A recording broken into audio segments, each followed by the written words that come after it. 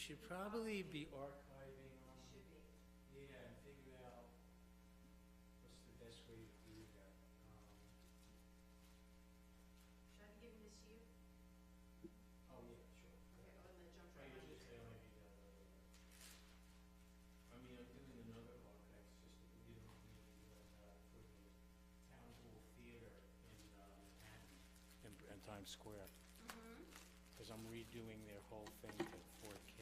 I work there sometimes. I do productions for them. I built it. For who? I built it. Put this here. Maybe Stephanie may need this. You may go get something simpler, better find out. You just want to be able to access. Then you can, if you have them on Well, a computer, you can. the first hurdle that I wanted to get over is I want to make sure that we're streaming in Rybrook, streaming in the Merrimack. Okay, We can't live stream to Portchester because they have something else on at the same time. okay. So then I just, you know, they can schedule it. Oh, yeah, but they may be able to reschedule it at another time if they wanted to. Right. But I thought there was some legal issues or something. Well, then Roz was saying, you know, if you don't have your own server, Yeah, then oh, you don't own your own program. oh. So maybe you guys want to have your own.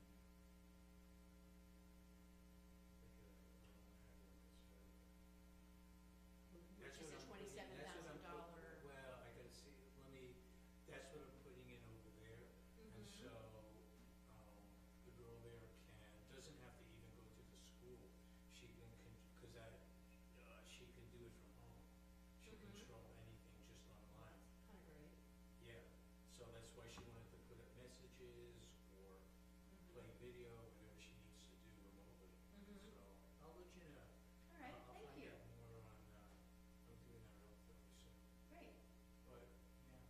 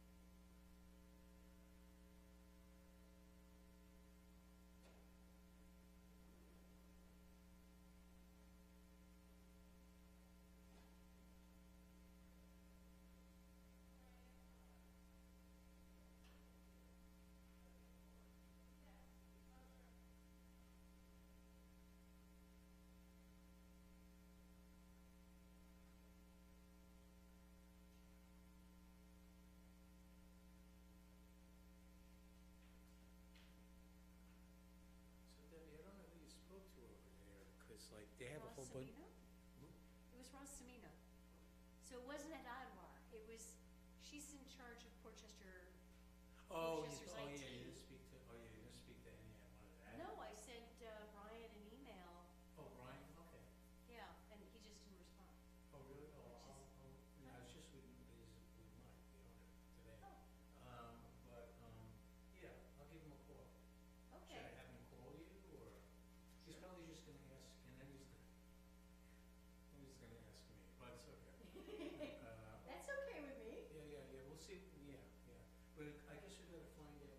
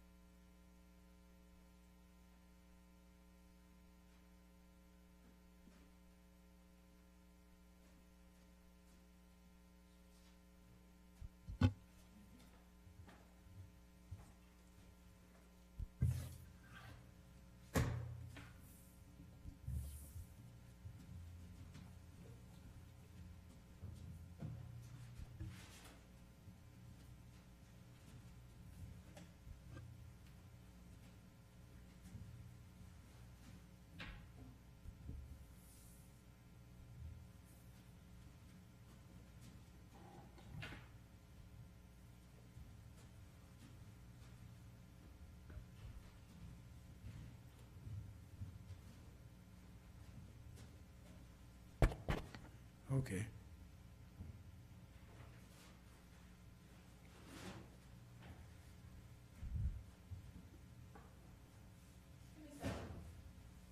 Hey, how are you? Good.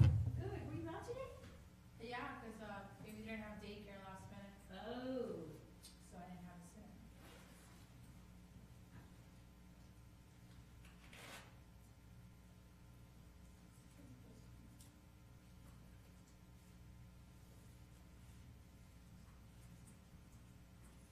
So we are expecting 3, possibly.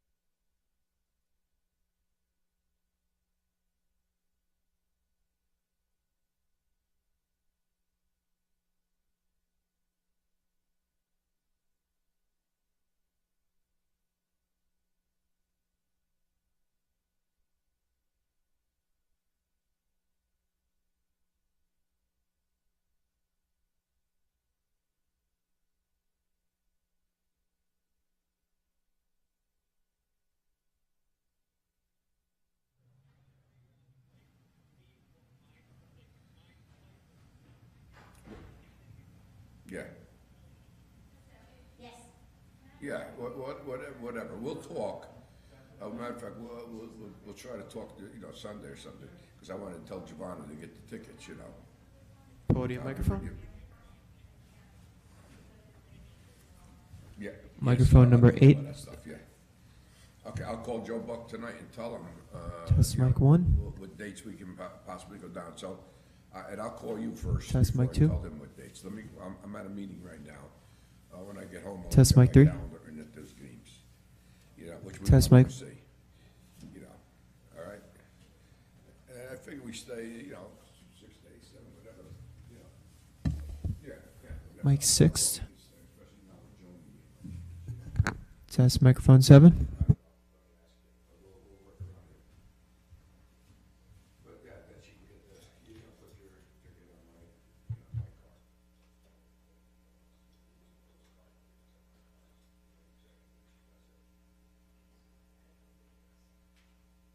Yeah, I can remember. Okay, we'll try to do it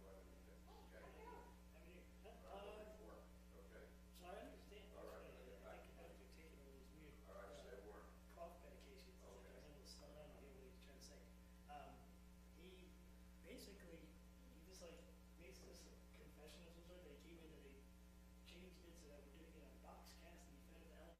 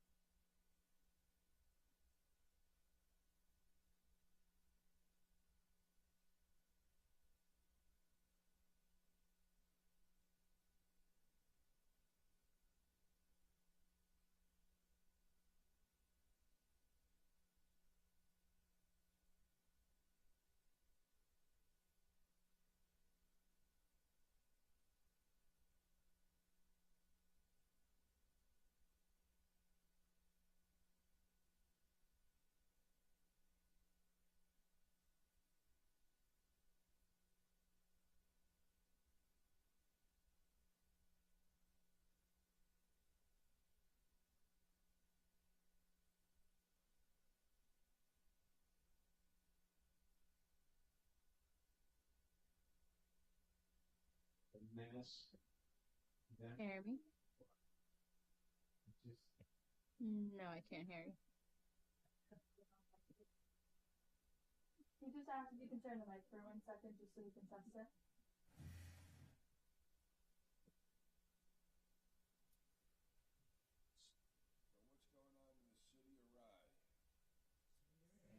Same old. What can I tell you?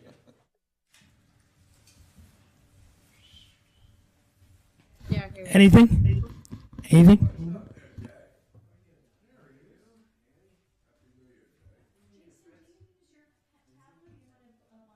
I may want a binder today because I've been having trouble getting.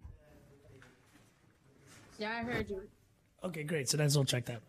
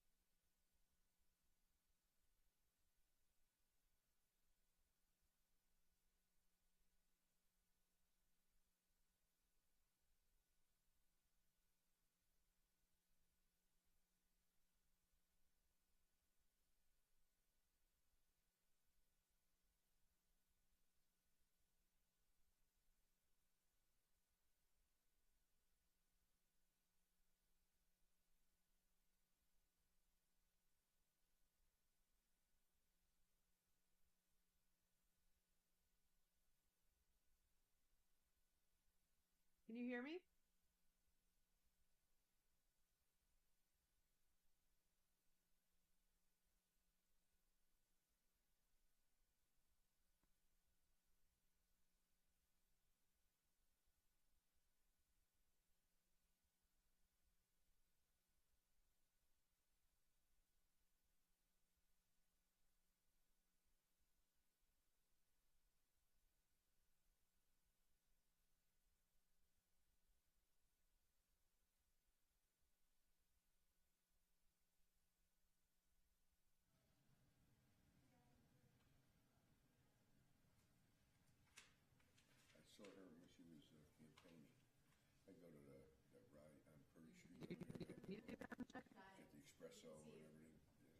Street, right? We go there a lot, we used to go every morning. Which one? Me down near the guys who work, nice little coffee shop, Italian, they like the espresso, they go in the morning. So Which one? I know Purdy. There's a new one going up, coffee shop going across the street, didn't open yet, that's gonna, I wonder if that's gonna be this place. Now, which one is this? This Sells is, the gelato and all this other stuff. Gary, Debbie, are you able to hear me?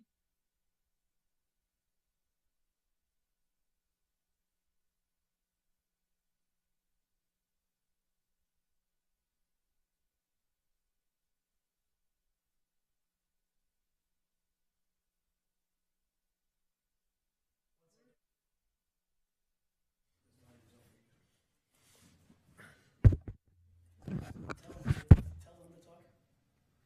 Tell them on the other end to speak. Emily, please speak. Can you hear me? I can hear you. Are you able to hear me? Yes, perfect. Hi, Gary. Hi, Fritz. I can't see anything. I don't know who else is there, but hello, everyone. Now she's awfully, you're awfully loud. All right. Louder than we are. Okay. Are we ready to go? 3, 2, 1. Okay. Welcome, everybody, to the Rytown Park Commission meeting of January 16th, 2024. Please join me in the Pledge of Allegiance. Pledge allegiance to the flag of the United States of America and to the republic for which it stands, one nation, under God, indivisible, with liberty and justice for all. Debbie, please call the roll. Commissioner Hurd, Here. Commissioner Jackson, Commissioner Klein, Here. Commissioner Cohn, Acting Commissioner Fritz Valenka, Here. President Zuckerman. Here. And welcome Lindsay back for another term as a park commissioner. No Thank longer a you. councilwoman, but always a park commissioner. Yes, recovering councilwoman, so thank you. Adoption of the minutes of December 19th, 2023. May I have a motion and a second? I'll make the motion. Second. All in favor? Aye. Is there any public comment on non-agenda items Nothing yet. from our vast audience? Nope. Okay, first resolution, changing the date of the February meeting. Debbie and I will be at the Association of Towns meeting on February 20th, which is our normal meeting date. So it was suggested that February 13th may be an appropriate date. Is that acceptable to everybody? Do we have any objections to that date? Can do it. Okay, so may I have a motion and a second to change the meeting date, the February meeting date to February 13th, 2024? Motion. Second, Jason. Jason? Second, please. I'll second. All in favor? Aye. Hi. Our annual community conversation, I don't know that we need a formal resolution, but we have 4 dates suggested, May 4th, 11th, and 18th. Does anybody have a preference for any date? The, I prefer the 18th. that's a Saturday, Saturday the 18th. I have no problem with that date. Is that acceptable to everybody? It's usually. The later in May, the better the weather. That's what I'm thinking, yes, the later the May, the better. Okay, so Debbie, please set the community conversation for May 18th. With pleasure. Resolution to renew the contract with Millennium Strategies. This is a renewal of the contract that expired on December 31st. The rate went up slightly to $2,100 per month, which is split between Rytown Park and the town of Rye. Am I correct about that, Debbie? Yes. Yes, okay. So, May I comment? sure. I really thought about asking that we take a year off from Millennium because we've got a lot of projects in the pipeline. I've thought, and we're eager, I think, to save money right now.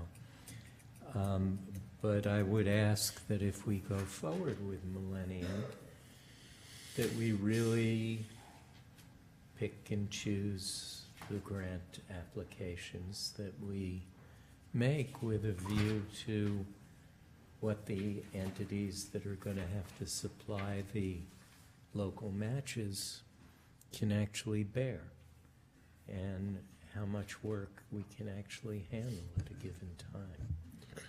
Well, I was actually thinking along the same lines, Josh, except I was thinking along the lines of the following year, not this year, because there are things that are undone that we want to possibly put through the CFA process this year. If we don't get the retaining wall, for example, or some of the other things that we're working on, that we could give it one more shot. For example, the parking lot and things like that. So I would like to go forward, but I acknowledge your concern for the local match, and I think we need to be circumspect in what we are applying for. Right now, we're looking to apply for certain things that are 100% grants. We were just talking, for example, Debbie and I were on a Zoom call with an entity that actually will provide funding to pay for grant writers for sustainability projects, most of which, you know, when we're talking about things like stormwater at the park and things like that would be covered. And we're going to look for 100% grants for things, or at least close to that, 80–90% grants. But I don't have a problem with the concept. We do have a lot of work in the pipeline, and we have to manage all of that work. Since we're bringing that up, we have gone out to bid on the beach level bathrooms. The bid is due, I think, February 11th. And we're going out to bid on the pavilion roofs. I think that's going out this week, I believe. Yeah, correct. The walkthrough is next week. Right. So, so we're moving on those. And we're waiting. I spoke to Assemblyman Otis about the green parking lot, because he's has been instrumental in getting that grant funding through the legislature.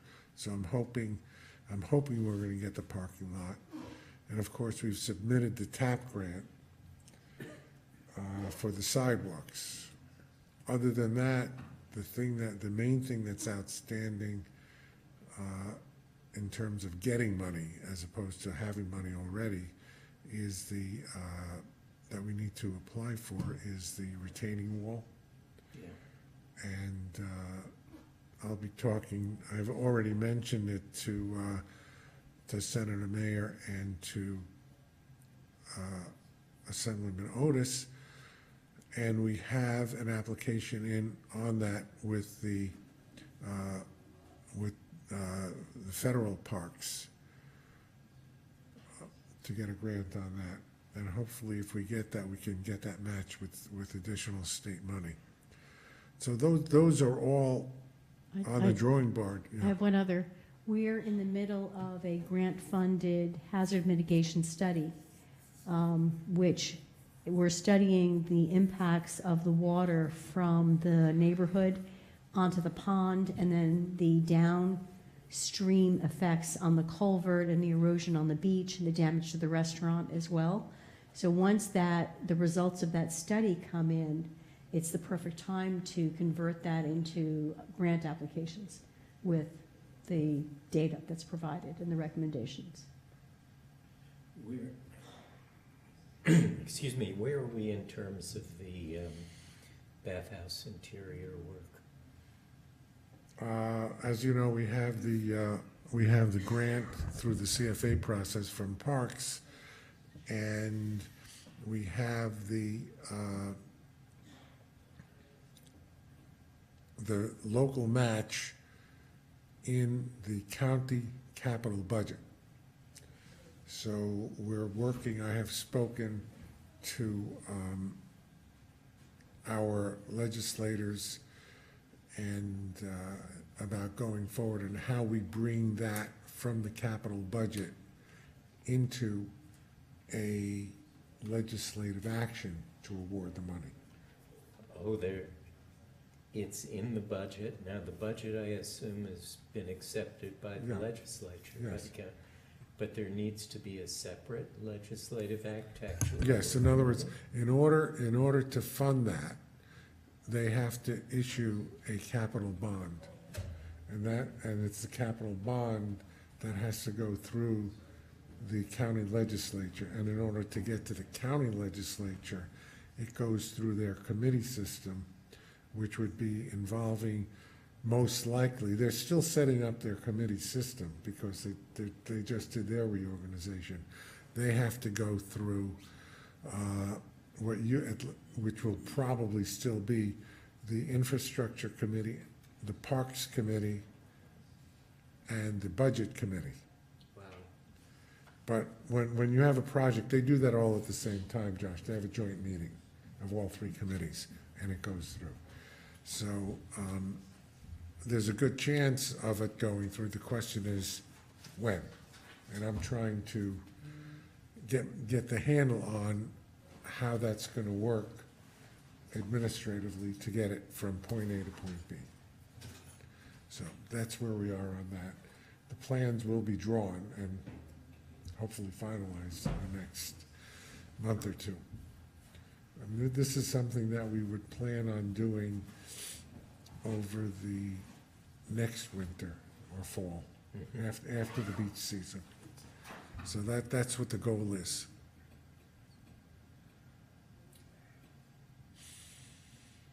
And then, other than that, anything else we might want to do, we would also seek to get on the next round, when the federal budget is passed, to get on the federal, let's call it the wish list.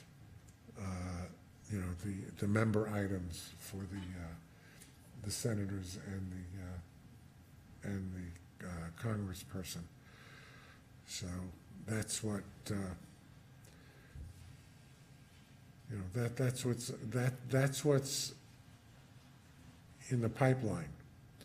So when you mention the millennium, we have a lot in the pipeline, but what we don't have money for yet, we still want to make application this year. And I think that we will have to certainly reassess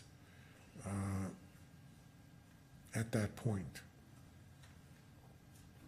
That's my view. So I think we should go forward this year, and we have periodic meetings with them as to what's up. We don't, I know you deal with Millennium as well in the city, so they come up with a lot of ideas, and we look at them and say, no, that's not going to be appropriate, or that will be appropriate. And we do the same thing for the town, whatever comes up. You use Millennium too, don't you, Jason? Yeah. So maybe what we should do is have a joint contract, because Portchester uses them. Portchester, Rybrook, Rye City, and the town of Rye. We're all using them. I mean, why should we have separate contracts? Why don't we think of something? By the way, Mamaroneck does as well. Exactly. Bundle, Mamaroneck like Village does as well. Mamaroneck, yeah. I don't, You know, I think that's an idea we should explore. They'll love it.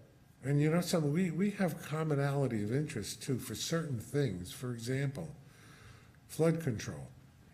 We have water that goes from north of Rybrook through the city of Rye into Mamaroneck, and it's all this, basically it's all the same problem. Different aspects of it, but you know, it requires regional planning. So I think it's something we should look into. Right? Sure, talk to them. We will. Because I don't know how many projects, for example, I know what we have here and in the town. I don't know what Rybrook has going. I don't know what you have going. I don't know if Portchester has going. But it's something to think about. We're all in this together. We all want somebody else's money. Should we deal with the resolution, the Millennium Resolution? Now that we've discussed it, Yeah, is that enough discussion? I'm happy. Okay, thank you. Is there a motion? Motion, please. I'll make the motion. Second, please. Second. Please call the roll, Deb. Commissioner Hurd? Yes. Commissioner Jackson? Yes. Commissioner Klein? Yes. Commissioner Cohn? Yes. Acting Commissioner Falenka? Yes. President Zuckerman? Yes. And the next resolution is authorizing the concession of a paddle sports program at Rytown Park for 24 to 26 seasons. This is a renewal. I still don't know why we're calling it paddle sports. This is the kayak program, kayak and paddle, And stand-up paddle, and stand-up paddle. yes. So, do you want to go into this a little bit?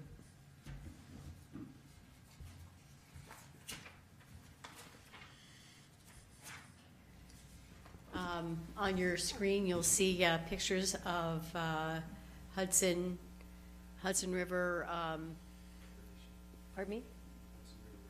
Thank you, Recreation's previous setup at Rytown Park. We've had Hudson River very successfully as our concession since our pilot program in 2018. We went out to bid, and we had a 3-year contract which could be extended for a couple of years, which we did. This past season, we ran out of string, so we put out another RFP. We had 2 proposals submitted. This was far and away the better of the 2 proposals. The other one was borderline non-compliant, and even if it had been completely compliant, it was not, did not make a feasible proposal. So my recommendation and that of Russell Gold is to award the concession to Hudson River Recreation. Thank you.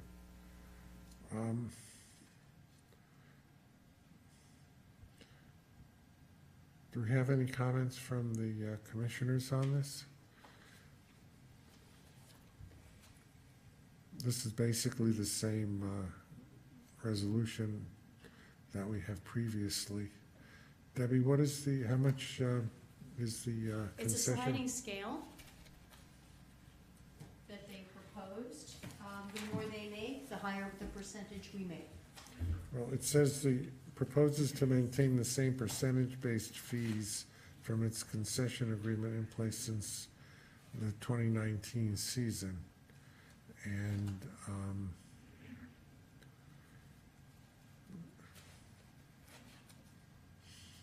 I'm just looking because Yeah, the proposal's attached. I can scroll through and find the pricing.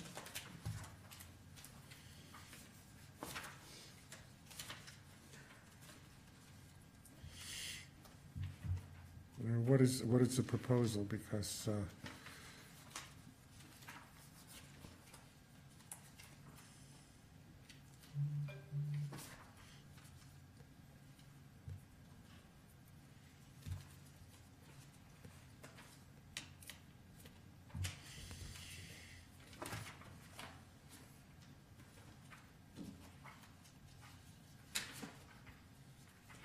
So the proposal is that for, if their gross revenue is between 0 and 25,000, we make 5.5% of that in a concession fee. If their earnings are between $25,000 and $55,000 for the year, we make 7.5%. The next level is between $55,000 and $75,000, in which case we'll make 10% of gross receipts. And then there's another 2 levels. One starts at $75,000 when we make 12.5% of gross receipts, and the top level is if they earn $125,000 in gross revenue a year, we will make 15%. All right. Can we insert that into the resolution so that it's right up front and we don't have to go searching for it as a Certainly. resolved?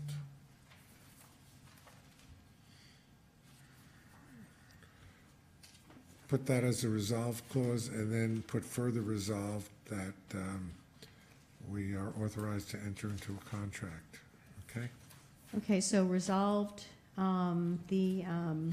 Resolve that the concession fees paid to the Rytown Park Commission shall be as follows.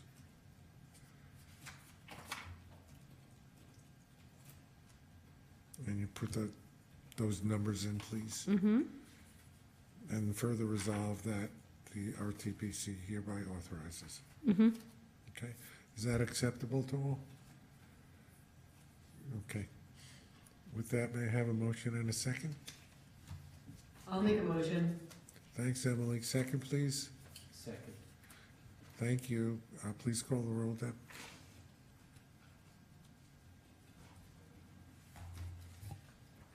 Commissioner Hurd, Yes. Commissioner Jackson, Yes. Commissioner Klein, Yes. Commissioner Cohn, Yes. Acting Commissioner Falanka, Yes. President Zuckerman. Yes. All right, and now on to the discussion of the budget.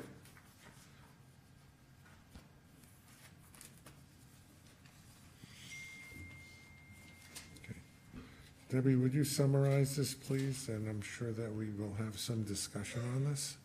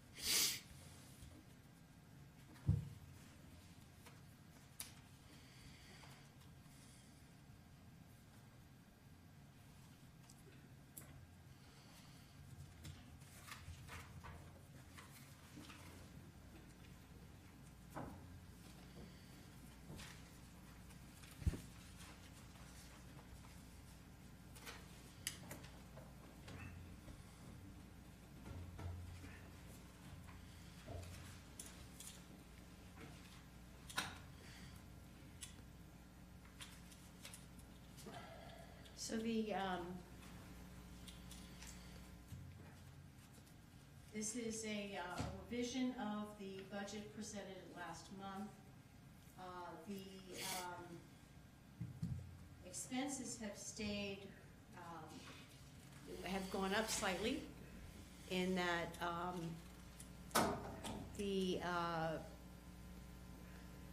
expense for Rye City Police has gone from $9,000 up to $25,000 in response to a request from the city of Rye that they the safety commissioner felt that that was the appropriate sum. Other than that, the expenses have stayed stable. The assumptions with regard to the restaurant concession have been modified downward from about 200,000, which was flat with our assumptions for last year, to 150,000, which is in line with the last 2-year actuals. The impact of that is to bring our operating deficit up to about $117,000 deficit. Do you want me to go on? Sure. Debbie, if it would help, I can ask some questions. Certainly. So we're budgeting administrative for $236,000 when it was $200,000 last year. Mm-hmm. Can you explain the $36,000 a year increase? So the administrative, we have allocations from the administrative office staff of about 25% of their salaries. There was one position, the administrative intern or administrative aide position, for which we had not been allocating to Ride Town Park, but that position works on Ride Town Park matters considerably, so we are now allocating that amount as well. And so that amount is $36,000? I don't have the number in front of me, but I would think that's what the administrative is. I don't think that the 36,000 is not for that one position. It would be reflecting any increases in the other positions that work for both the town and the commission, such as Vic and Jose. The Vic, Jose, and Russ are in the director's they're separate? lines. They're, okay. Which is up 34%. Yes, Jose was previously the head park attendant. His salary was included in the park attendance line. So it's come out of the park attendance line, which is down over 24%, and is now in the director's lines. Because he's been promoted, he is now an assistant park director. Okay, so I guess back to the administrative fee question.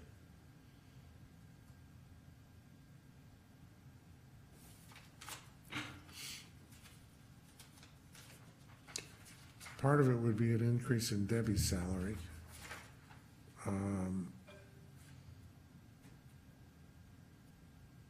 And Debbie, who else would be? So the change in administrative, that entire area also includes our NYMER insurance, which is up 9% as well.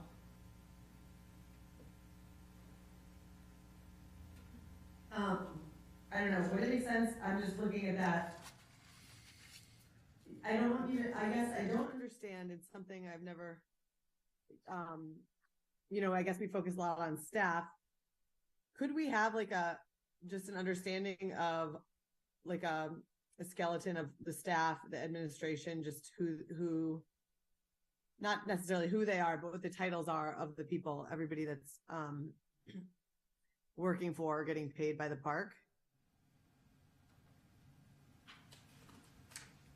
Certainly, and that actually was in my response to Greg Usry as well. It was also in the budget. Never mind. It's in the budget software as a memo. So the positions are administrative aide, bookkeeper, and office assistant. So that's under the administrative title. Other positions that are covered in the budget, not necessarily in that line, would be the attorney and controller, my salary as secretary to the Park Commission. What does the administrative aid do differently from the other administration title that you mentioned? Administrative aid handles our grants administration. All of those grants come with paperwork, reporting requirements. So the administrative aid has been handling all of that. Millennium doesn't do that? No, they don't handle grants administration, except they did do that during the pandemic, I have to say. But that has long since, been over it. They only grant write and source. But the administration, the record keeping, the filing of the papers, all of that is handled by an administrator, and that the administrative intern handles that. In addition, our administrative intern, if you recall, we had a rollout of our beach wheelchair program last summer. The administrative intern handled the creating that program, standing it up, the research required in figuring out what we needed to do and what other programs we're handling to make sure that we were in line with other programs. That from concept through to completion and publicizing was all handled by the administrative intern. The Tuesdays program, the free Tuesdays for residents, was a program that the administrative intern handled much of the publicity and the pieces of it that made it happen and pulled together that as well. Those are things that the administrative intern did.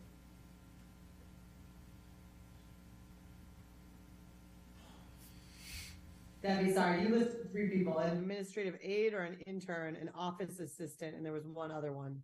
Bookkeeper. Did you hear that? I'm not sure. Did you hear bookkeeper? Bookkeeper. Bookkeeper, thank you. You're welcome. So well, we know what bookkeepers do.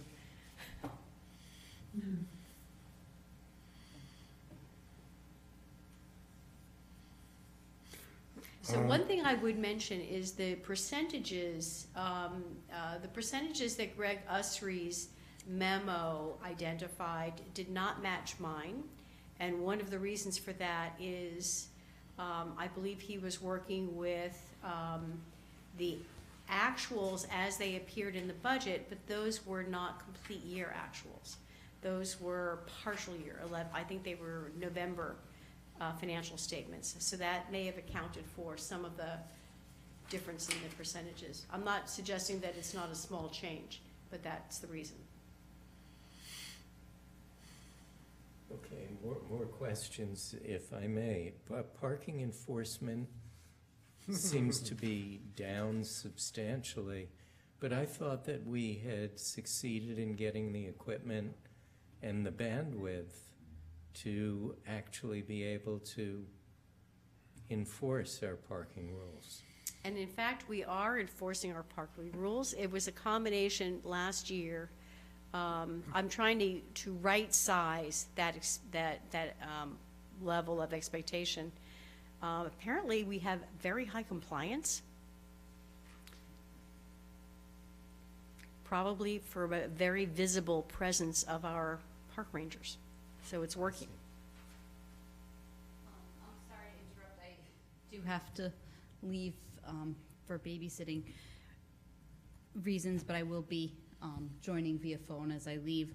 But I did have one concern, and that was sort of the off-season maintenance. I know, Debbie, we've discussed it, but we're talking about removing the maintenance contractor that we have and replacing them with town employees. But I think in looking at it, there are a lot of intangibles, including, maintenance of the golf cart, certain things that our contractor does do, that if we don't have them at the park anymore, we do have to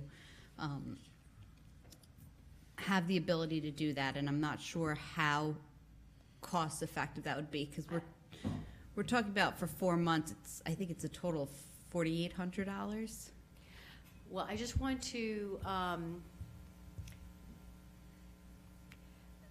want to correct your perception that we are completely getting rid of the handyman, which is not at all true. Rather, it will be on an hourly, as-needed basis. And there's two levels of rates that are in the RFP. One is handyman work, which is at a rate, it's currently at a rate of $75 an hour. I don't know what we're going to get. The other is landscaping rate, also on an hourly basis. So with regard to Rydtown Park, this would be a call out. So the work that we needed to do, if, for example, we need mechanical work on our golf cart, that's still work that the current RFP accounts for. But the general maintenance that the contractor had performed for years, that's no longer going to be done by them. That's going to be done by a separate employee. That's going to be done by the maintenance employee that we agreed 2 months ago that we would keep on for the winter. Yes. Every day we have a part-time maintenance worker at the rate of $17 an hour doing the kinds of work that our outsourced handymen did. For example, emptying the trash cans around the park, picking up debris, opening and closing the bathrooms, cleaning the bathrooms. There are also a range of off-season projects that the maintenance worker is doing. Isn't this the person or this company has been with the town or the beach for a long period of time, hasn't they? Yes. Why the change? And I'm getting, this is a question that was asked of me to bring up tonight by members of the Board of Trustees from the Village of Portchester. Why the change if is there anything wrong with the individual that? Nothing at all. We value his work enormously. This is a cost savings of significance to the park. If we don't need the services, I don't get why it. pay It's only them? $4,000. I'm just asking because I was called tonight before I just left for my meeting to say, why and to get a little more information on this from trustees, yeah. Have I answered your question? You answered it, but I'd rather you relay this to members of the Board of Trustees and to the mayor, because they had some concerns about this move, which they didn't think was proper at this point. Thank you.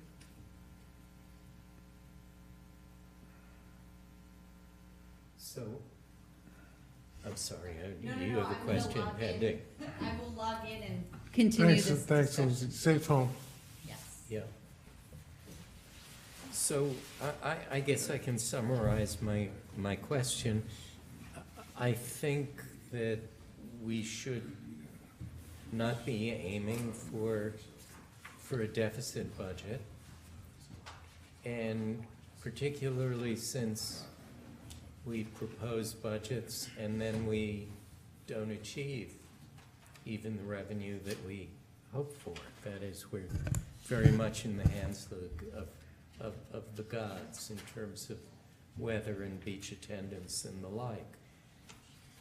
So what can we do in order to diminish or do away with the fact that we're starting off this budget with an expectation that we're going to lose $120,000, essentially? How much is there one job in the array of staffing that we have that we could diminish headcount? Well, Should I we would be point look- out that, I'm sorry. I Just thought you were should we finished. be looking at what we decided we weren't going to look at before, and that is non-resident fees? despite the fact that we've raised them previously? Do we just have to in order to avoid going into this next year down $120,000? Please. Oh, all right. Kim, before you get on to that, let me just do one thing. Before we get on to the revenue side, I was curious and I asked Russ, he sent me an email today. Let me just pull it up. The operation and maintenance expense, which, as you pointed out, Mayor, is $326,000 projected for next year.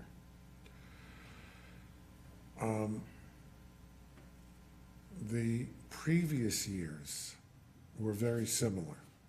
23 was 314,000.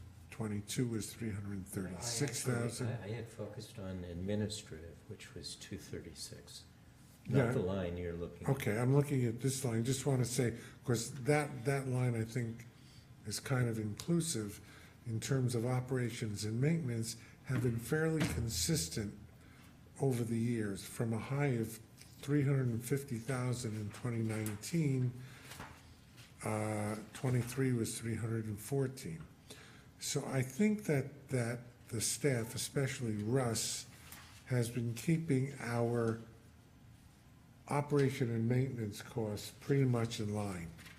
And I don't know that there's much we can do with that.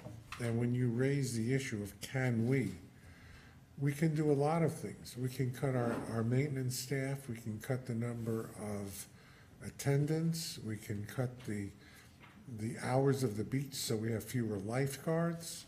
We can do all of those things, but I think that's counterproductive in terms of providing services to the residents and also our non-resident beachgoers.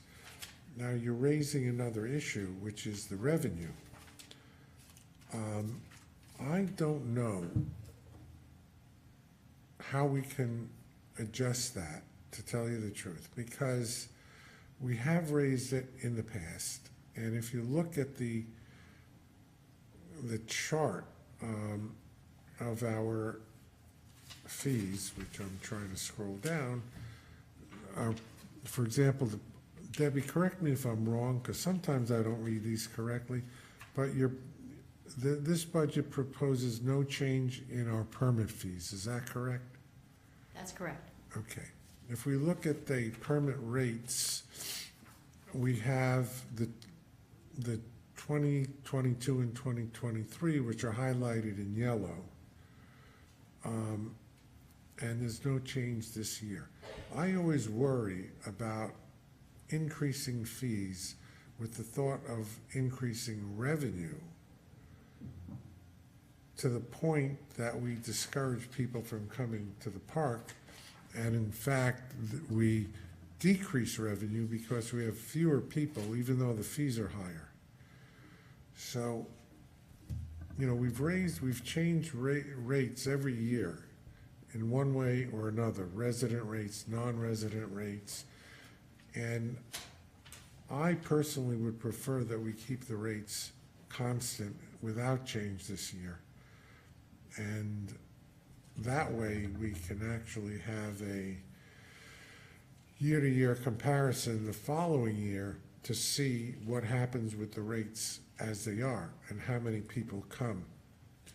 Because if we change the rates, we don't know what's causing people to come and not come other than the weather. And what kind of an effect a rate would change unless we paid for a survey.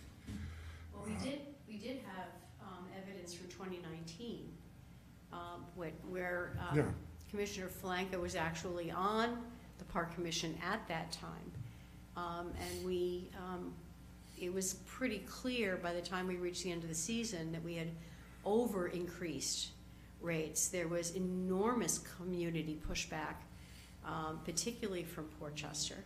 And the unit sales did, in fact, drop like a rock. Yes. I'm talking about the non-resident rates, and I'm looking at what we did last year, and it looked like we essentially put them up 10%.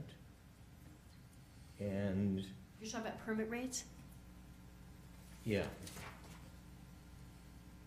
I am.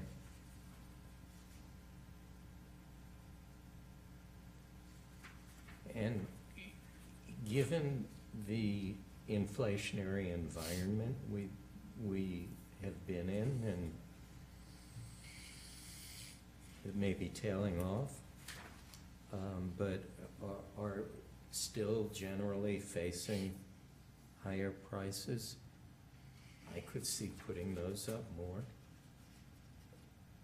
Again, you're talking about permit, not daily. I am, but I'll also look at daily.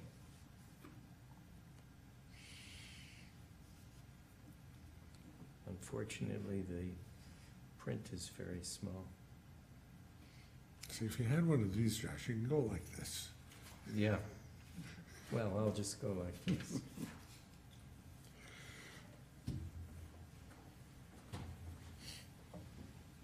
Yeah, for the non-resident rates charged for fees, we had moved them from $10 on weekdays to 15, and then on weekends from 15 to 20, and the holidays from 20 to 25.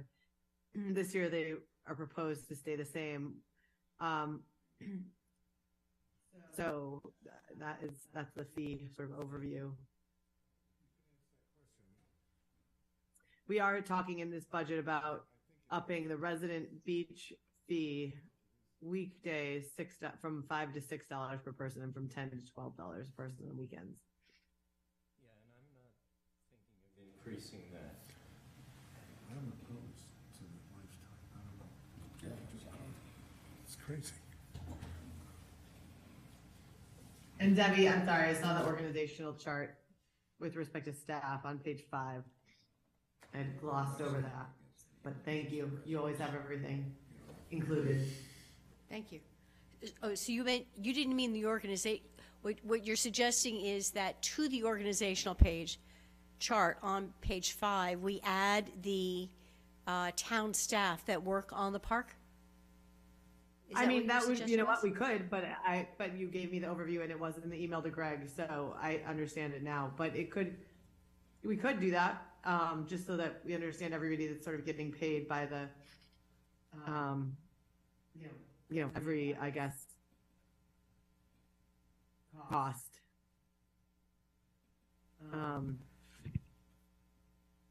I mean, I wouldn't be opposed to, I don't know, it's good that Fritz is here, maybe to comment on non-resident fee increases. I know Portchester's been particularly, as Debbie, you just mentioned, sort of sensitive to rate increases for residents, but again, this is non-residents we're talking about. If I may, Deb, I see where the permit rates on the charts you provided from 23 to proposed 24 the same. But in your overview, you're implementing a $10 administration fee for lifetime resident season passes who currently pay nothing. And, there are some increases in here that I don't believe should be put part of the budget, especially increases in resident fees. Totally against that. I've been against those fees, and I continue to stay with that. And I'm sure Portchester residents feel that the rates they're paying now are sufficient to use our facilities, but because they do pay taxes to the town of Rye, and they feel they should get it. They should get the use of that beach. So again, I'm against it, and I know the members of the Board of Trustees would feel the same way as I do. I'm talking resident fees now. Understood. My feeling, look, we have a very unique operating model. And in this operating model, it's a very unusual year if the park operates at a profit. My view is that it's a park. Every park costs money. Every park in Portchester, every park in the city of Rye, in the village of Rybrook, you know, nobody's charging fees to go to Pine Ridge Park or Rec Park or Disbro Park. And we charge fees. It costs money to operate those parks that I just mentioned.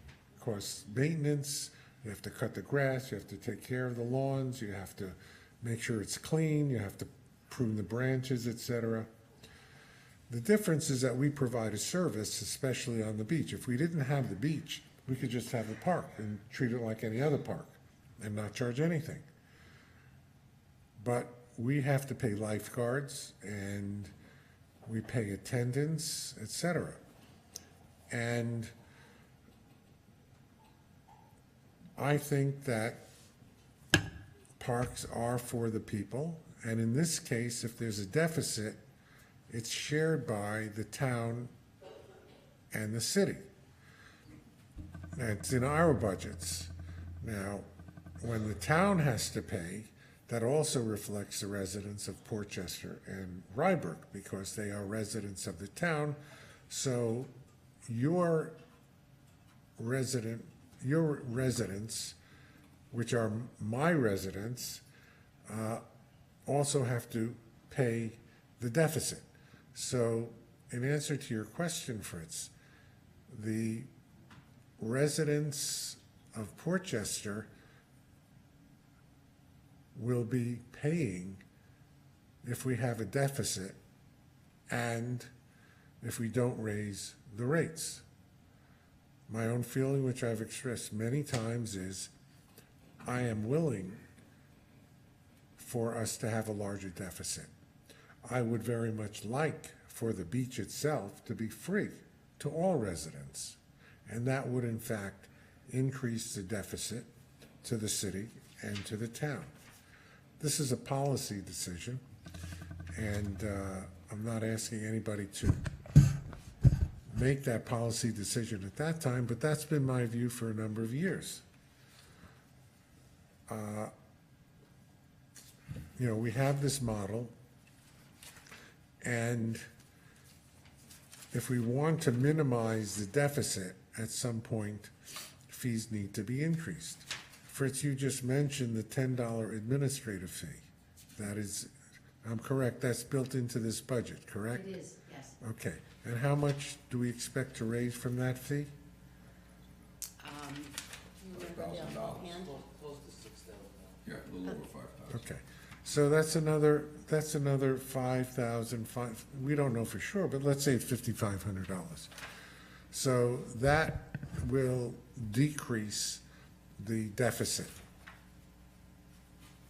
that the city and the town will have to pay. Yeah, if we charge that. Without, charge right, that. that's built in currently into Yeah, our deficit. so if we eliminated that charge, basically, we would have an increased deficit, which again, the city and the town would pay, and ultimately the residents of Rybrook, Portchester, the city of Rye, would be paying that. It's not a lot of money in terms of the numbers we're dealing with, but it is something. And when we're looking at this, frankly, it does cost us money to process these free applications. We have to, you know, there's a small amount of material costs, there's the labor costs, there's the whatever goes into it.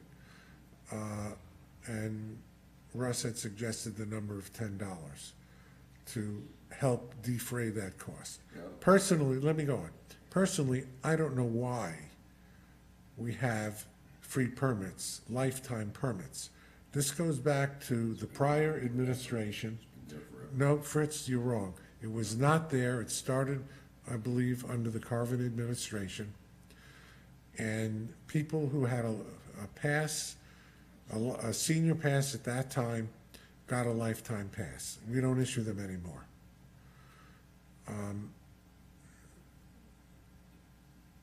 You know, it is what it is, and we have to make a determination as to whether we're going to go forward with that.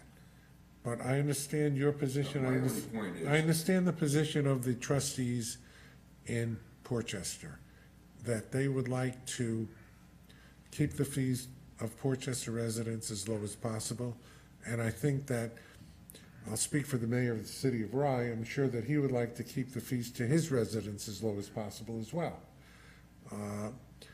You know, it's almost like the New York City transit system. People who ride the subway or the buses pay a fee. That fee that they pay is a small percentage of the cost to operate those transit systems. Those transit systems operate basically with city and state subsidies from general taxpayers.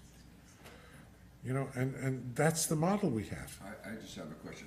How many lifetime passes are we talking about? Last year it was 578. And these are seniors.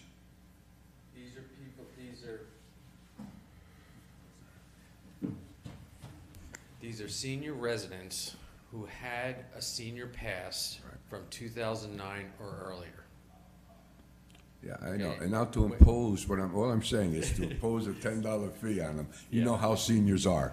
They I complain do. when their cup of coffee goes up 10 cents. I know. That's all I'm I'm not saying. saying to it's you. gonna be easy, but It's gonna be something that, yes, I understand the revenue end of it, but I also understand the reality of it when you're talking about seniors and dealing with them, and all of a sudden you come down and say, hey, whoa, this isn't free anymore. Now you gotta pay $10. I don't think it's gonna go over too good, but it's up to the commission. I'm just a fill-in. I understand, I understand. Russ, how many senior permits do we have that pay? Resident? I'd have to look it up. I can do that. Could you I do- don't have it, I don't know. Pardon me? We have a lot, we have senior permits, that we charge $40 for. No, I'm talking about these ones that are lifetime, John, Yeah. And as the people, you know, Started pass it- on, they're started at seniors. over they're 800. seniors. And it'll go down every year because they're passing on. I know about 10 that already had them that are gone. We don't wish that, though. I know, it's unfortunate, but that's life. Yeah, that's why they're called lifetime. That's right. So, like I said, you know, whatever way you go with this is up to the commission. But it's just. Well, right like I now, said, you're when an you- acting when- commissioner, when you- so it's up to you when too. Well, I'm just voicing my opinion because when you, like I said, and I'll go back and say it again, when the price of a cup of coffee goes up 10 cents, a senior complains. And that's the way it is. And, you know, they're gonna wonder, say, why all of a sudden? Why are you You're gonna picking get on questions. seniors? Hey, I'm I'm more a of senior. I'm more of a senior than anybody in this room, but anyway, that's beside the Are you point. older than I am? Of course I am, come on. How old are you? You want me to tell my? No. He's older than I am. Not by much, But I, not by much. but anyway, and as far as non-residents, I've always said, hey, listen, this is our beach. It's Portchester, Rye Town, and Rye City's beach. I understand you want non-residents to come. They're paying a higher fee than residents. But again, if you're going to put any increases, and it don't have to be a lot, you can make up for that a couple of bucks on a non-resident permit. That's my feeling, for what it's worth. Okay, I appreciate that. If I may, Gary, I think you're proposing changing our model. The model for the beach has been to shoot for a balanced budget and to take it on the chin when a season dictates taking it on the chin. You take it on the chin the season after, but then you compensate and you plan for a balanced budget. We're now wading into a new scenario where we plan based on a substantial deficit, and it can be worse because, as experience has shown us, what we plan for, our revenue expectations don't necessarily hold. This is at the same time as we're putting, as a city and a town, hundreds of thousands of dollars each into capital improvements that are badly needed. And I think we need to be sticking with the balanced budget approach to our budget And we need to be figuring out how to do that or get closer to that with this budget. Now, what is your proposal? At the moment, I don't have one. I've asked questions. I know. I'll come back All, with. all good questions. I'll And come just- back with proposals. Emily, go ahead. Yeah, I'm sorry, I just wanted to add on top, the capital expenses of the park. As we know, the capital needs are huge, and we've really made a huge push on the commission over the last, I don't know, Gary, how long have you been supervisor, to attend to those capital needs? So Emily, this Emily, operation- some people think, in answer to your question, some people think too long. No, not me, Gary. But anyway, I just wanted to say, I'm just underscoring what Josh said, because there are capital needs in those, the town and the city, pay for. Listen, I think, Russ, and is doing a fantastic job with the park, with the lean staff. And during the summer, you see, well, when the weather's nice, everything sort of humming, and it's fantastic. We're getting compliments about how the park looks. It's fantastic, but, so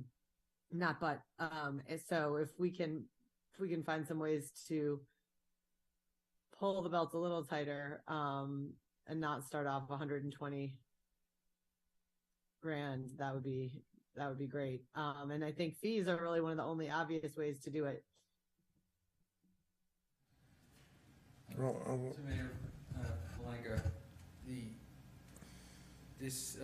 in calendar year 2023, there were we issued 578 lifetime passes at no cost. There were 1,143 resident seniors that paid $40, and there were 400 seniors, non-resident, that generated $70,968. So total seniors coming to the, total senior permits, I mean, it's our largest group. I mean, you add them all up, and bear with me here, it's 16, 17, it's 2,100 permits, all in, lifetime, resident, and non-resident seniors. 2,100 permits out of a total of 3,678 total permits issued, including open water swim. So it's 2/3 of our. All right. Yeah, the other thing I think Emily was alluded to is, a better breakdown in the, when you got salaries. I'm talking about, and you got it down here, where here you take a budget where you spent last year, actual 237, you're only budgeting 209. The year before, actual 226 in security, now you're budgeting 217. Lifeguards, 234, you're 235. Park attendants, 159, 101. Why the drop in those line items? Well, Are you reducing them, or how many? Because we don't know by looking at this, how many park attendants, what the salaries Well, are. it was I know it in was our in the budgets, narrative. that's how it was broken down. So it's in the narrative, Fritz. I'm sorry, I didn't read all of it, I've only just saw We're this reducing the tonight. park attendant headcount by about 5%. Yeah, but there's quite a big difference from what was actually spent in 2023 to what we're budgeting in 2024. I'm just looking at the numbers here, that's all, and that's my first time seeing it tonight. So, you dropped from 936 to 876, which is a 1.8% decrease in operations. So, I don't know, the numbers. We're not unaware of the fact that we're handing the park commission a pretty ugly budget. We understand that. We have looked at absolutely every line to try to make sure that we have right-sized it. Yeah, because, you're worried about making up 5,000, because if you only, the year before, you know, when you're budgeting low, when you budgeted 203, you spent 237, you budgeted 210, you paid 226. You know, that creates a deficit budget. I mean, you know, if you're not even close. And so my remarks are, and, you know, then we're worried about the senior is something that's concerning to me. Can we table this and all think about it? Gary asked for some proposals. We'll try to come up with some proposals. And maybe, I appreciate Debbie's comment about trying to right-size it, but maybe there could be some right-sizing reconsideration. And maybe there's more to be found in the couch cushions than has been found before. Well, we can look at the couch cushions. I mean, you know, there are two items. One is revenue and one is expenses. We will increase revenues if we have a lot of sunny weekends. We will, as Debbie said, there are some decreases in staff. I hesitate to decrease staff because then the park experience will be decreased. We want to be able to maintain the park and to provide the park goer with a good experience.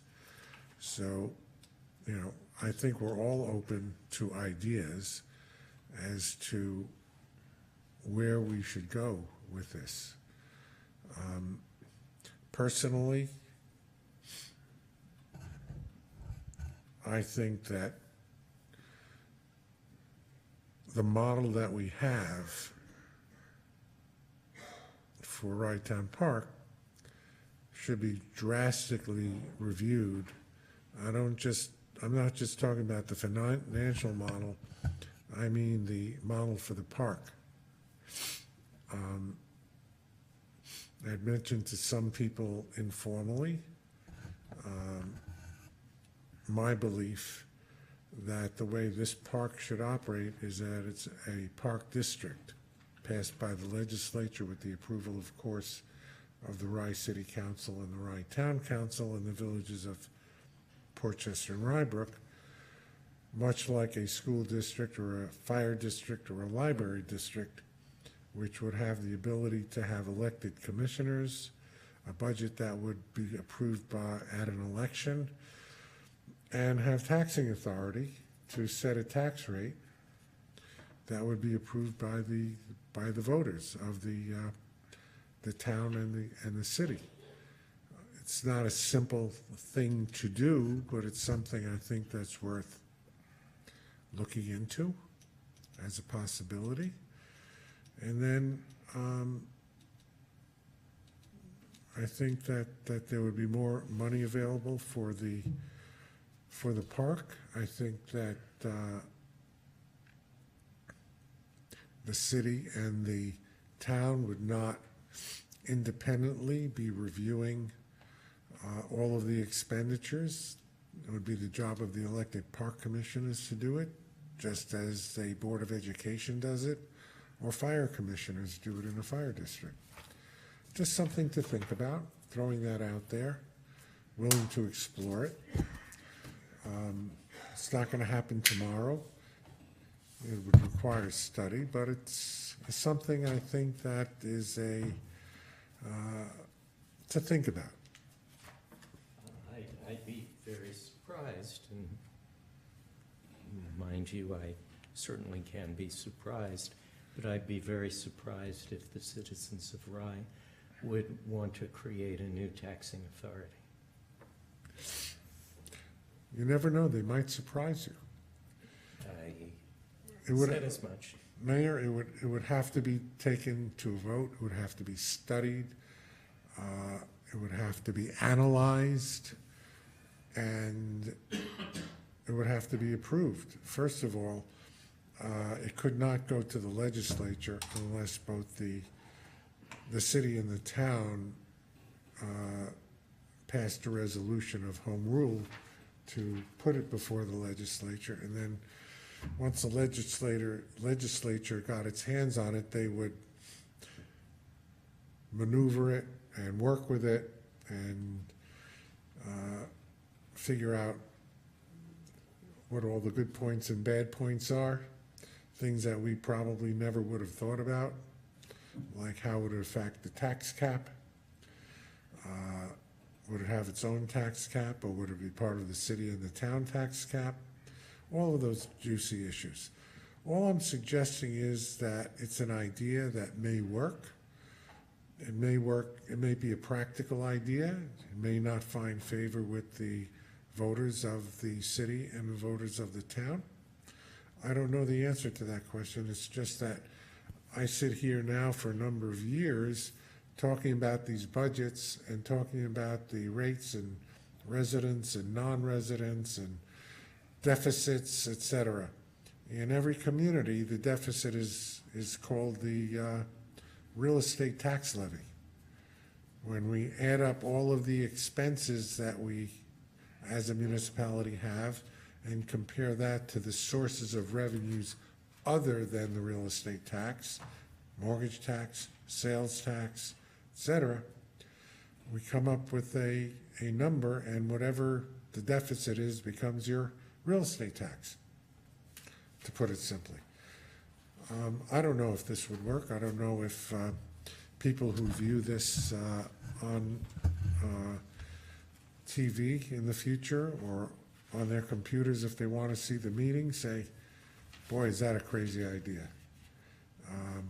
Some people may say that's not a bad idea, but it's an idea. And while we're talking about the budget, I felt compelled to at least bring it up to talk about. So there you have it. So I think we're done with the resolutions. We're not going to act obviously on the budget resolutions. We'll save that for next month. Hopefully we'll come to a conclusion and a determination as to the way forward. So with that, may I have a motion to adjourn? So moved. Second. All in favor? Aye. Thank you. Thank you, Emily. Thank you. Bye-bye.